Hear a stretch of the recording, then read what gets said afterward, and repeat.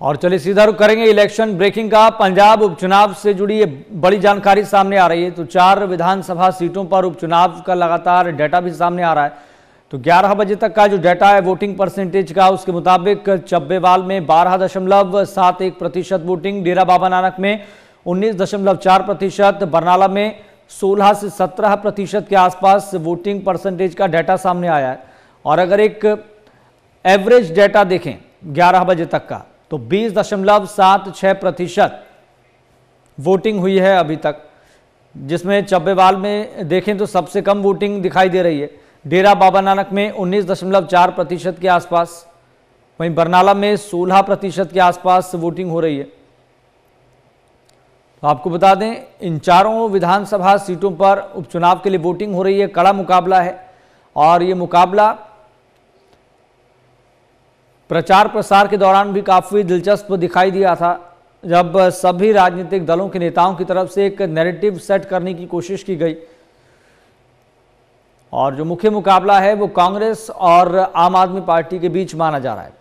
हालांकि क्योंकि लोकतंत्र है, डेमोक्रेसी है, कुछ कहा नहीं जा सकता कि भारतीय जनता पार्टी किस तरह का कमाल करती है या फिर वोटिंग परसेंटेज में इस बार बेहतरी देखने को मिलती है, क्योंकि जनता जनार्दन पर डेमोक्रेसी में सब कुछ छोड़ देना चाहिए और जनता जनार्दन जिसके साथ होती है फिर उसका बेड़ा पार होता है। तो पंजाब में सुबह 11 बजे तक का वोटिंग परसेंटेज का डाटा सामने आ गया है, क्योंकि 4 विधानसभा सीटों पर उपचुनाव के लिए वोटिंग हो रही है, जिसमें चब्बेवाल की बात करें तो 12.5% के आसपास का वोटिंग परसेंटेज का डाटा, बरनाला में 16% के आसपास, लेकिन चब्बेवाल में कम वोटिंग हुई है। अब इसके पीछे क्या कारण है, लोग घरों से क्यों नहीं निकल रहे हैं, और क्या वोटर के मन में किसी बात को लेकर उदासीनता है क्या, और जो राजनीतिक दलों की तरफ से जो नैरेटिव सेट किया गया, क्या लोग उसको समझ नहीं पा रहे हैं या फिर नज़रअंदाज किया जा रहा है या फिर लोग इंटरेस्ट नहीं ले रहे हैं। ये अपने आप में एक चर्चा का विषय हो सकता है। हालांकि जब तक एक आखिरी वोटिंग परसेंटेज का डाटा सामने नहीं आता शाम तक, तब तक कुछ कह पाना जल्दबाजी ज़रूर हो सकता है। लेकिन अभी तक का अगर एक कंपैरिजन देखें तो चब्बेवाल में सबसे कम वोटिंग परसेंटेज का डाटा चल रहा है, और अगर एक औसत आंकड़ा देखें तो 20% के आसपास अभी तक मतदान हुआ है इन चारों विधानसभा सीटों पर। और सबसे दिलचस्प बात आप ये देखिए कि जहां पर सबसे कम वोटिंग परसेंटेज का डाटा चब्बेवाल से सामने आ रहा है, तो वहीं गिद्दड़बाहा से सबसे ज्यादा वोटिंग परसेंटेज का डाटा 35% के आसपास अब तक वोटिंग हो चुकी है गिद्दड़बाहा में। आपको याद होगा, सभी राजनीतिक दलों ने, यहां पर किसी एक पार्टी की बात नहीं है, सभी राजनीतिक दलों ने एड़ी चोटी का जोर लगाया हुआ था। गिद्दड़बाहा से भी लगातार तस्वीरें सामने आ रही थी, और शायद यही वजह है कि गिद्दड़बाहा सीट पर सबसे ज्यादा नेताओं की तरफ से प्रचार प्रसार किया गया था। और चलिए सीधा रुख करेंगे, संवाददाता नितिन धीमान हमारे साथ लगातार जुड़े हुए हैं। नितिन, क्योंकि गिद्दड़बाहा से सबसे ज्यादा अभी तक वोटिंग परसेंटेज का आंकड़ा निकलकर सामने आ रहा है, और ये हमने देखा भी था, सबसे ज्यादा अगर चुनाव प्रचार किया गया है किसी सीट पर तो वो गिद्दड़बाहा ही है। देखिए, सबसे ज्यादा परसेंटेज भी फिर यहीं से निकल कर आ रही है, 35.85, और 11 बजे तक का आंकड़ा है। अब 12 बजे से ज्यादा वक्त हो गया है, कुछ ही देर में नए आंकड़े भी आएंगे, तो माना जा रहा है कि ये आंकड़ा और बढ़ सकता है। और एक और इसमें दिलचस्प बात है कि जो 2022 की बात करें तो बरनाला में बहुत अच्छी पोलिंग हुई थी, लेकिन फिलहाल 4 पूरे जितने भी यहाँ पर चुनाव होने, उनमें सबसे कम अभी फिलहाल बरनाला में हो रही है। और ये तस्वीरें मैं दिखाना चाहूँगा, अलग अलग पोलिंग बूथ पर अलग अलग हिसाब से लोग पहुँच रहे हैं। गाँव में कहीं ज़्यादा भीड़ है, कहीं कम है। इस वक्त मैं पोलिंग स्टेशन नंबर 151 में हूँ, और ये कपास मंडी में है। तो यहाँ पर तमाम लोग वोट डाल के आ रहे हैं, कोई वोट डालने पहुँच रहे हैं, अपना अपना काम निपटा करके, क्योंकि फसल का भी काम है, अन्य काम है, वो निपटा करके लोग यहाँ पहुँच रहे हैं और वोटिंग प्रोसेस में जो है यहाँ पर भाग लेते हुए नजर आ रहे हैं। तो ऐसे में अगर देखें तो और सुरक्षा के इंतजाम भी किए गए हैं, क्योंकि यहाँ पर सशस्त्र सीमा बल के साथ साथ पंजाब पुलिस और सेंट्रल पैरामिलिट्री की फोर्सेस भी लगाई गई हैं। एक ज़्यादा भीड़ ना हो पोलिंग बूथ पर, इसलिए पोलिंग बूथ की संख्या काफ़ी बढ़ाई हुई है। तो ऐसे में यहाँ ये माना जा रहा है कि परसेंटेज जो है वो और भी बढ़ने वाला है। कुछ देर बाद जो 12 बजे के आंकड़े आएंगे और जितना परसेंटेज बढ़ेगा उस हिसाब से देखिए इलेक्शन कमीशन की तो यही मंशा थी कि परसेंटेज बढ़े, लेकिन अब लोगों ने अब इसका फायदा क्या सत्ताधारी पार्टी को होगा या विपक्ष होगा, ये तो 23 तारीख को पता लगेगा।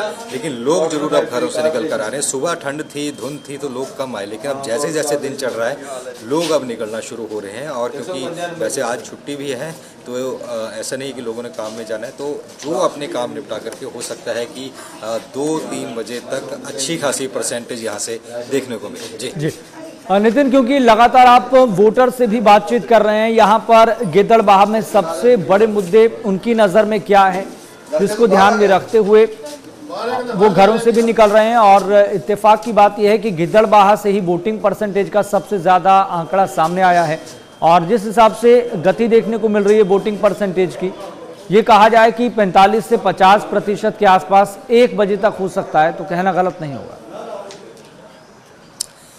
बिल्कुल, क्योंकि आंकड़े आते आते टाइम लगता है, कलेक्शन होती है, फिर इंटरनेट पर आते हैं और ये लोग जिस तरीके से जो तस्वीरें हम दिखा रहे हैं कि लोग में काफ़ी उत्साह है और लोग जो यहाँ पर वोट देने के लिए पहुँच रहे हैं। अजय नमस्कार जी, वोट देने आए नहीं? हाँ जी, वोट देने पहुँचे नहीं, मैं पौने घंटे जी। अच्छा, क्या अपील ਬੂਥ ਨੰਬਰ 155 ਕੀ अपील कर दे लोगों ਨੂੰ परसेंटेज? ਮੈਂ ਲੋਕਾਂ ਨੂੰ ਤੇਰੇ ਹੀ ਕਰਦਾ ਵੀ ਵੋਟਾਂ ਸ਼ਾਂਤੀ ਨਾਲ ਪਾਓ, ਗਲਤ ਵੋਟ ਨਾ ਪਾਓ, ਨਾ ਗਲਤ ਹੀ ਪਾਉਣੀ ਹੈ ਨਾ ਤੁਸੀਂ ਪਾਓ, ਠੀਕ ਹੈ? ਗਲਤ ਕੰਮ ਚਲਾਓ ਹੀ ਨਾ। ਜੇ ਗਲਤ ਕੰਮ ਕਰੋਗੇ ਲੜਾਈ ਹੋਊਗੀ, ਸੱਟਾਂ ਵੱਜਣਗੀਆਂ, ਪਰਚੇ ਹੋਣਗੇ, ਠੀਕ ਹੈ? ਅੰਦਰ ਜਾਵਾਂਗੇ ਤੇ ਰਹਿਣਾ ਤਾਂ ਸਾਰਿਆਂ ਨੇ ਇਕੱਠੇ ਹੀ ਇੱਥੇ। शांतिपूर्ण होए, शांतिपूर्वक होना चाहिए, भाईचारे होना चाहिए, भाईचारा कायम रहना चाहिए सारा, ठीक है ना जी? भाईचारा कायम रहना चाहिए ना, तो कहना है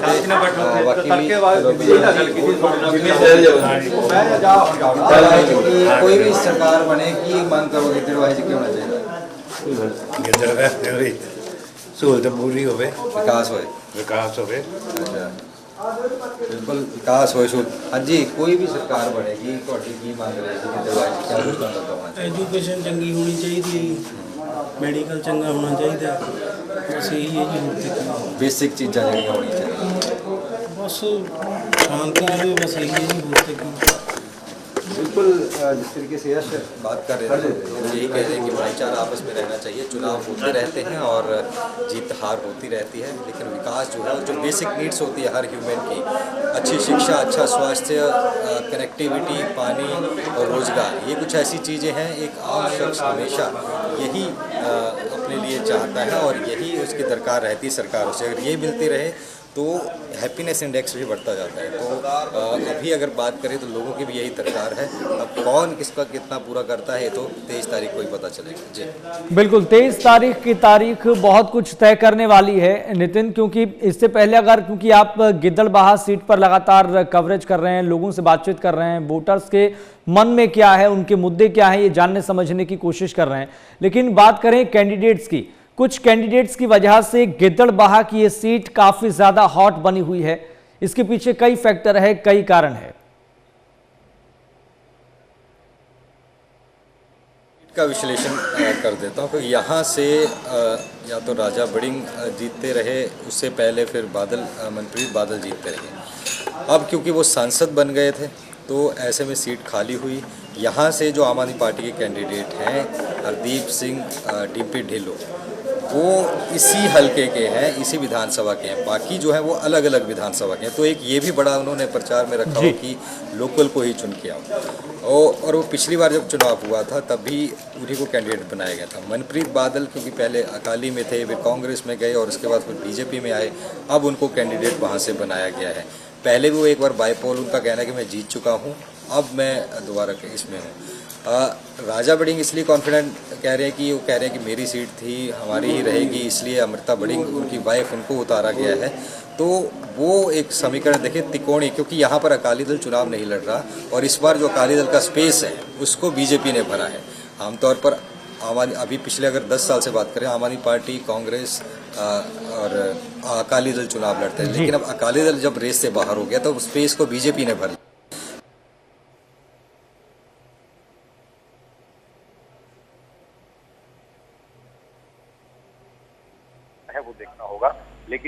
मुकाबला आम आदमी पार्टी और कांग्रेस में यहाँ पर नजर आ रहा है।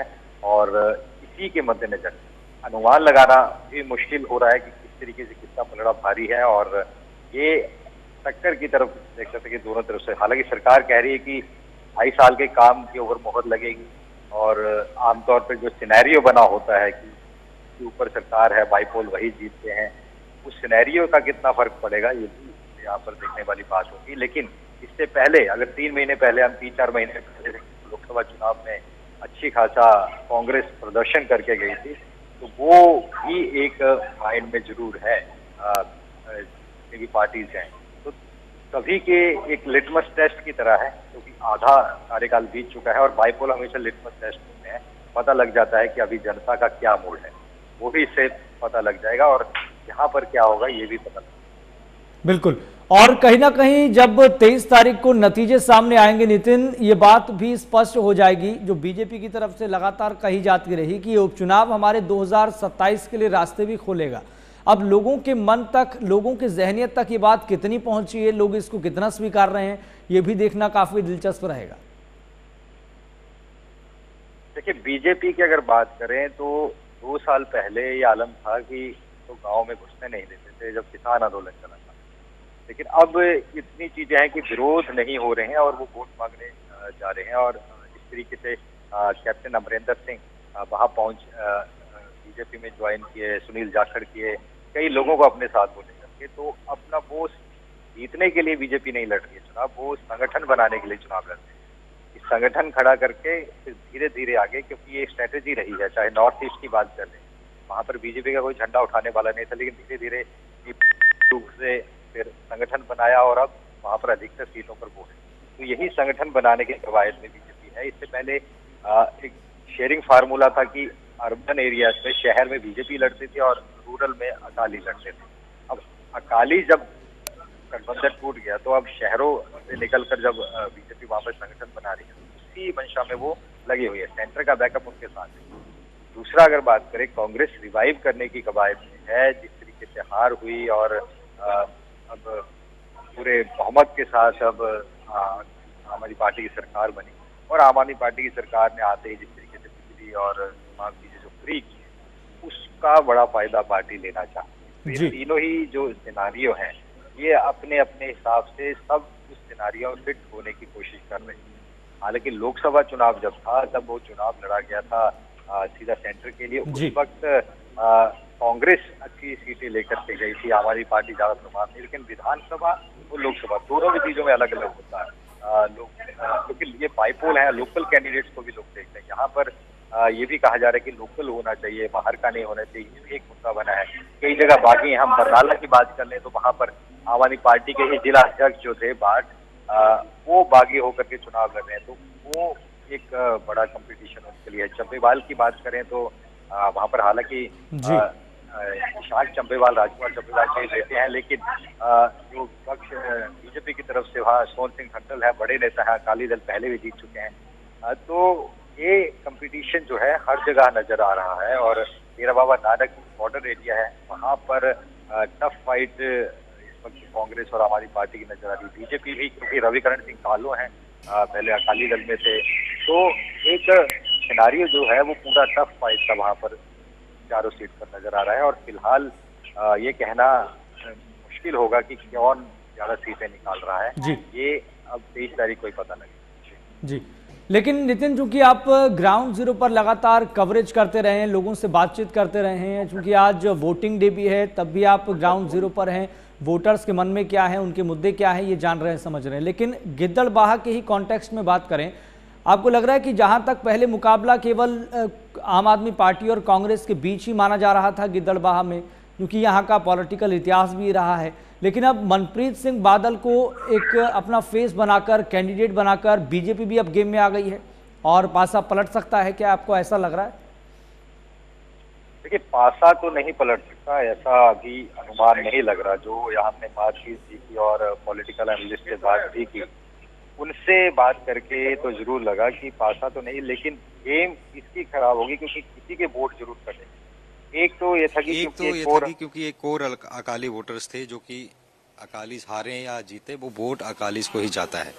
तो तो वो अब मनप्रीत बादल अगर ले जाते हैं तो उसका, क्योंकि वो वोट किसको जाना था, या तो फिर कांग्रेस को जाता या फिर आम आदमी पार्टी को जाता या किसी आजाद को जाता, तो वो फायदा जरूर ले सकते हैं। और बीजेपी का जो कोर वोटर है, जो कि शहरी वोटर है, वो तो एग्जिस्ट है ही है, वो चाहे मनप्रीत बादल हो या कोई और हो, वो बीजेपी को डलेगा। तो एक core voter Akali, core voter BJP, वो उसका फायदा होगा। लेकिन कुछ परसेंटेज जो यहाँ वहाँ हो सकता है वो माना जा सकता है। लेकिन टफ फाइट हम जितनी भी बातचीत की, जितनी भी लोगों से बात हुई या जितना हमने सिनेरियो देखा, आम आदमी पार्टी और कांग्रेस के बीच में यहाँ चलती हुई नजर आ रही है। और क्योंकि ये एरिया जो रहा है, यहाँ पर हमेशा दिग्गज ही रहे हैं। क्योंकि हम बात कर लें पहले यहाँ पर राजा बड़िंग की, कांग्रेस के प्रधान रहे, यूथ कांग्रेस के प्रधान रहे और साथ में कई बार एमएलए रहे, एक बड़ा ओहदा वहां पर नजर आ रहा है। और दूसरा तरफ मनप्रीत बादल जो कि वित्त मंत्री 2 बार रहे, चाहे अकाली सरकार हो या कांग्रेस की सरकार हो, और डिम्पी ढिल्लों जो कि पिछली बार भी चुनाव यहाँ से लड़े थे और यहाँ पर एक जाना माना चेहरा यहाँ पर है। तो ये तीनों एक सिनारियो है जहां पर हम देख सकते हैं। और जो, क्योंकि राजा बड़िंग की जो वाइफ है अमृता बड़िंग, जब पिछली बार भी कुछ ही वोटों से हारे थे राजा बड़िंग लोकसभा का हरसिमरत बादल से, उस वक्त भी सारा कैंपेन अमृता बड़िंग ने संभाला हुआ था। और इस बार भी सारा, क्योंकि खुद लड़ रही हैं चुनाव, तो ये तमाम चीजें कहीं ना कहीं लीड तो करती हैं कि कंपटीशन किस तरीके का है। लेकिन लोगों की जो दरकार है, जितने हमने लोगों से बात की, इससे पहले भी हम गांव-गांव गए थे, तो वही है कि सीवरेज, पानी, स्वास्थ्य सुविधा, शिक्षा, ये तमाम चीजें उनको मिलनी चाहिए। कोई कह रहा है कॉलेज होना चाहिए बड़ा, कोई कह रहा है सीवरेज होना चाहिए, कोई कह रहा है कि पीने का पानी की व्यवस्था होनी चाहिए। तो ये जो मांग है वो मांग रहेगी ही, चाहे जो भी सरकार आए। लेकिन उसको पूरा कौन करेगा, ये जनता तय करेगी। बिल्कुल नितिन, एक बार फिर से आप हमारे दर्शकों तक आसपास की तस्वीर जरूर आप दिखाएं, क्योंकि मैं पीछे देख पा रहा हूं वोटर्स की संख्या फिलहाल पहले से कम दिखाई दे रही है। देखिए, लोग आ रहे हैं, वोट करके चले जा रहे हैं। और कोई ऐसा नहीं है कि, क्योंकि बूथ, मैंने पहले बताया, बूथ की संख्या बहुत ज्यादा है इस बार। लोग आ रहे हैं, वोट कर रहे हैं और जा रहे हैं। तो ऐसे में और कोई हिंड्रेंस भी नहीं है कि उनको लाइन में लगना पड़े। तो ज्यादा बूथ बनाए गए हैं, ज्यादा क्लियरेंस जो है यहाँ पर वो देख सकते हैं। लेडीज यहाँ पर वोट डाल रही हैं और जेंट्स भी यहाँ पर, क्योंकि बुजुर्ग भी हमने देखा काफी संख्या में यहाँ वोट डालने पहुंचे थे। और क्योंकि अंदर किसी भी तरीके का मोबाइल, इलेक्ट्रॉनिक सर्विलांस, कुछ भी चीज अलाउ नहीं है और आसानी से वोट डालते हुए लोग आ रहे हैं, लोग जा रहे हैं।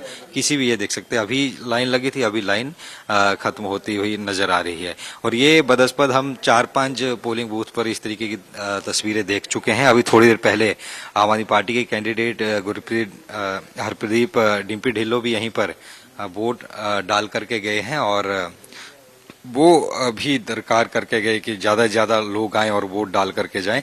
अभी का परसेंटेज सबसे ज्यादा है, लेकिन मुझे लग रहा है कि थोड़ी देर बाद जो परसेंटेज आएगा उसमें कम तो नहीं होगा, लेकिन औरों से ज्यादा ही रहेगा। लेकिन बाकी जो जगह है वहां का भी इम्प्रूव होने की कवायद है, क्योंकि हर जगह के अलग अलग सिनारियो है। कोई लोग सुबह कार्य करके गाँव में, जो खेतों में जाकर के जो काम करके, हो सकता है कि 12-1 बजे वोट डालने हैं। लेकिन परसेंटेज जरूर जो मुझे लगता है बढ़ने वाला है। जी नितिन, क्योंकि आप अलग अलग सीटों पर गए हैं, आपने वहां की पॉलिटिकल सिनेरियो को माइन्यूटली समझने और भांपने की कोशिश की है। हम चब्बेवाल की यहाँ पर बात इसलिए भी करेंगे क्योंकि गिद्दड़बाहा की हम बात कर चुके हैं, यहाँ पर सबसे ज्यादा वोटिंग परसेंटेज का आंकड़ा है। अब चब्बेवाल को लेकर आपसे हम चर्चा इसलिए करेंगे क्योंकि वहां पर सबसे कम वोटिंग परसेंटेज का आंकड़ा सामने आ रहा है। वहां पर लोग क्यों नहीं निकल रहे हैं? क्या वोटर पॉलिटिकल पार्टीज की उन इंटेंशंस को समझ चुका है कि बस वो अपना फायदा लेते हैं, फिर 5 साल बाद नहीं आते, या फिर जितना भी अब टर्म बचा है एक विधायक के लिए जो बनकर आएगा, चुनकर आएगा? देखिए, जो चब्बेवाल सीट है, क्योंकि वो होशियारपुर से लगकर के सीधा हिमाचल बॉर्डर तक वहां पर जाती है जी। और राजकुमार चब्बेवाल वहां से एमएलए थे कांग्रेस से फिर आम आदमी पार्टी में गए, फिर एमएलए बने, वहां से सीट छोड़ी तो अब वो खाली हुई। तो अब उनके बेटे ईशांक चब्बेवाल हैं। बीजेपी का ऐसे वहां पर कोई चेहरा नहीं था। सोहन सिंह टंडल अकाली नेता थे, वहां से फिर उनको वहां से टिकट देकर के वहां लगाया गया, क्योंकि हो सकता है कि सुबह का वक्त हो। और हालांकि हम पिछले आंकड़े देखें तो इतना बुरा परसेंटेज नहीं था, इसलिए मैं 12 कर रहा हूँ कि सुबह का वक्त हो सकता है, धुंध पड़ी हुई थी और ठंड का, क्योंकि वो पूरा हिमाचल से लगता हुआ इलाका है, तो हो सकता है लोग 12-1 बजे तक निकलें। एक चीज यहाँ पर जरूर है, जो एक हफ्ता आगे किए गए हैं चुनाव, इससे ये फर्क पड़ा है कि एक लंबा वीकेंड नहीं मिला। पहले एक लंबा वीकेंड था और साथ में गुरु पर्व था या स्नान थे यूपी में, तो उससे फिर परसेंटेज पर फर्क पड़ सकता है। लेकिन अब एक लंबा वीकेंड उसमें नहीं है, तो ऐसे में ऐसा नहीं हो सकता कि लोग घूमने कहीं चले जाएं वीकेंड गेटअवेज पे, तो वोट जरूर डलेगा। लेकिन ये हो सकता है कि परसेंटेज थोड़ी देर बाद इसमें जाहिर हो। पर ये एक चीज और है, ये तो चब्बेवाल की तो बात करी, लेकिन बरनाला भी थोड़ा इस तरीके का एक जो सरप्राइजिंग जो आंकड़े सामने आए हैं, क्योंकि पुराना अगर मैं वहां पर देख रहा था सुबह तो 80% के करीब वहां पर वोटिंग जाती हुई नजर आई थी, लेकिन अभी फिलहाल वो भी पिछड़ता हुआ नजर आ रहा है। कारण क्योंकि उपचुनाव में आमतौर पर कई बार लोग ज्यादा इंटरेस्ट भी कई बार नहीं लेते हैं। हालांकि इलेक्शन कमीशन ने इस बार सभी वॉलंटियर्स भी लगाए हैं और भी लगाए गए हैं जिनकी ड्यूटीज वहां पर लगाई गई हैं ताकि परसेंटेज बढ़े।